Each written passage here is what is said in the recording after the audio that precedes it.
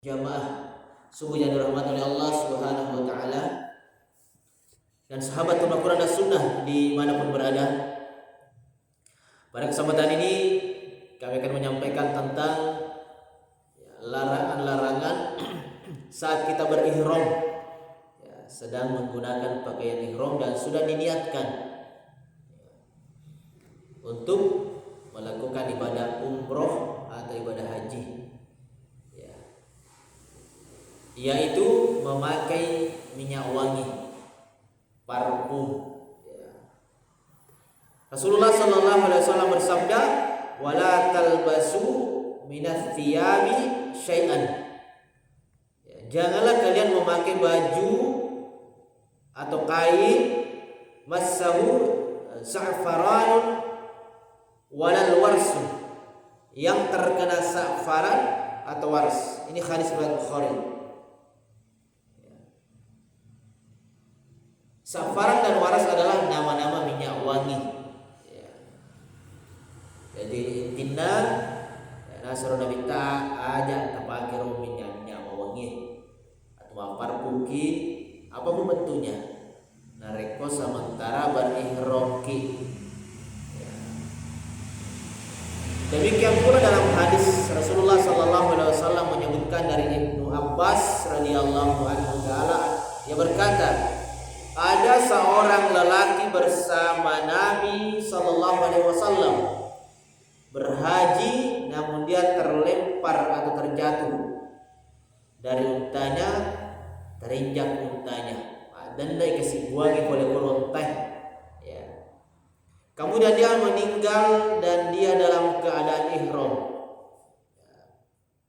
Maka Rasulullah sallallahu alaihi wasallam berkata, mandikanlah mayatnya dengan air dan daun bidara dan kafankanlah dia dengan 2 bilah bajunya. Jangan kalian sentuhkan dia dengan minyak wangi dan jangan kalian menutup kepalanya tatkala dikafani, karena dia akan dibangkitkan pada hari kiamat kelak dalam keadaan bertalbiyah. Hadis riwayat Bukhari dan Muslim. Kemudian kondisi orang berkaitan dengan ihram ada 2. Kadang nama atau berihramnya 2 rubah. Yang pertama sebelum berihram. Kode parangerona ini akan meloki umroh, ini akan meloki haji, pakai ihram. Jadi namoi pakai pakaian ihram kode toba dan tumelo lao, itu pada tukuran niat. Jadi kode pada pakai dia pada tu niat untuk haji atau umroh kan niat itu matu. Pada kalau mas sempajan niat mas sempajan, Sabtu assalamualaikum itu sih kau jihad umroh. Niat kimatu ye pada selesai umroh tak dan pergi matahallul.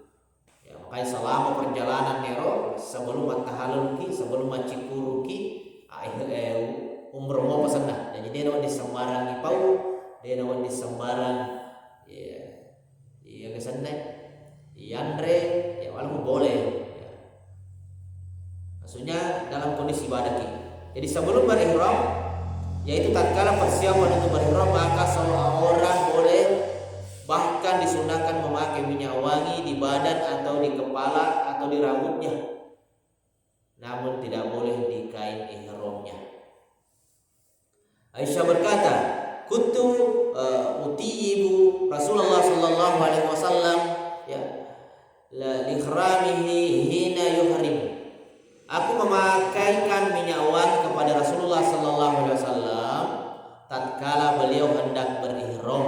Aku juga memakaikan minyak wangi setelah Nabi bertahallul, yaitu tahallul awal setelah beliau melempar jumrah dan mencukur rambut sebelum beliau bertawaf di Ka'bah. Hadis riwayat Bukhari dan Muslim.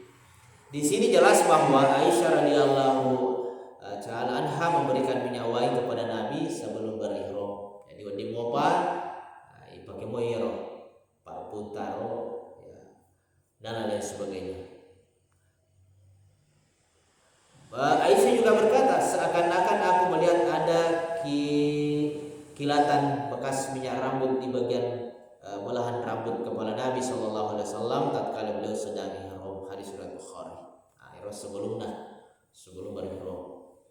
Nah, yang kedua, jadi sebelumnya boleh kita pakai parfum kita tapi badanta dan dia pakaiannya, bukan kainnya. Tidak boleh kain. Kemudian yang kedua, sesudah berihram. Bila seseorang sudah berihram, sudah masuk niat ihram dengan siarnya mengatakan labbaik Allahumma umroh. Ya, labbaik Allahumma umroh. Atau labbaik Allahumma hajjah.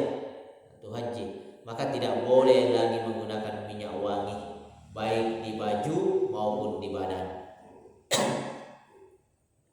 Mengapa setelah seseorang berihram tidak boleh menggunakan minyak wangi? Kata para ulama, yang pertama, orang yang berihram tidak dituntut untuk bergaya atau berhias, biasa saja. Yang kedua, minyak wangi merupakan perkara yang sangat mudah menggerakkan syahwat ke arah jima.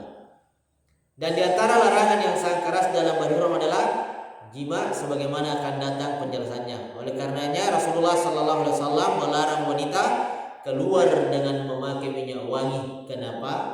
Karena itu bisa menjadi perkara yang bisa memotivasi seseorang untuk bisa tergoyah syahwatnya. Oleh karenanya seorang yang sedang berihram tidak boleh pakai minyak wangi. Ya, makanya nanti bahkan kita dilarang ketika tawaf, jangan sampai kain tak menyentuh Ka'bah, Maqam Ibrahim, karena di situ ada parfum, ada wangi-wangi. Ya, dia nawan dingero sige sero matu anu mawangi. Ya, saking hati-hatinya dilarang. Catatan pertama, seorang yang sedang ihram juga dilarang untuk sengaja mencium bau minyak wangi. Ya.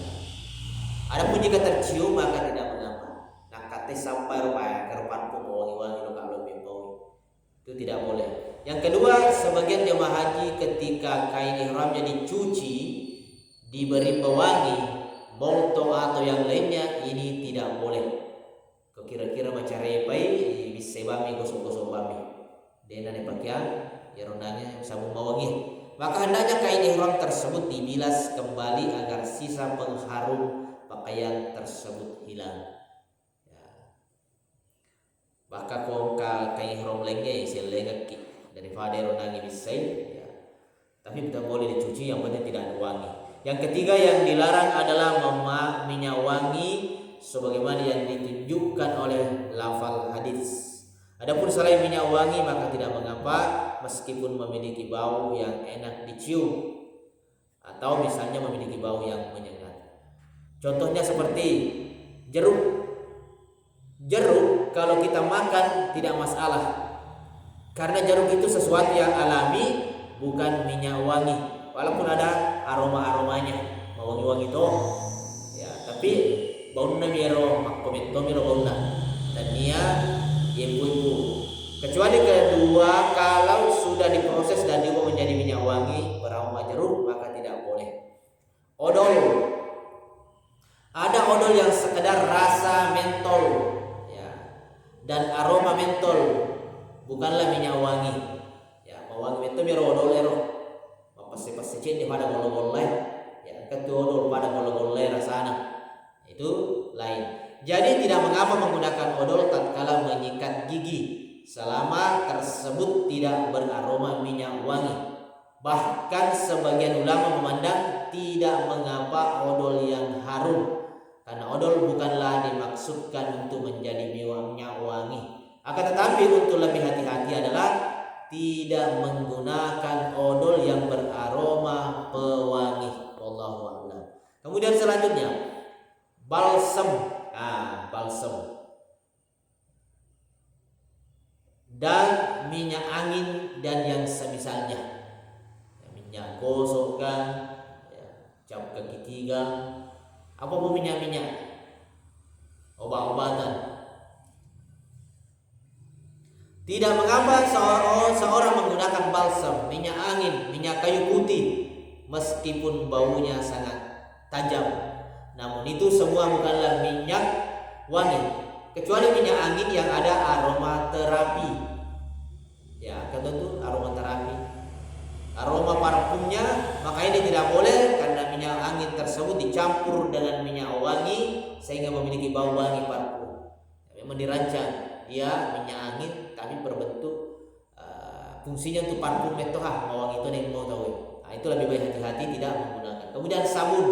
Seseorang yang menggunakan sabun yang bukan bau minyak wangi tapi hanya aroma sabun, seperti sabun umroh, sabun cuci piring, sabun cuci baju, sabun umroh, ini tidak menjadi masalah karena dia tidak berparfum, maka tidak mengapa dipakai oleh seorang tatkala dia sedang ihram. Jadi tidak semua bau yang enak adalah minyak wangi.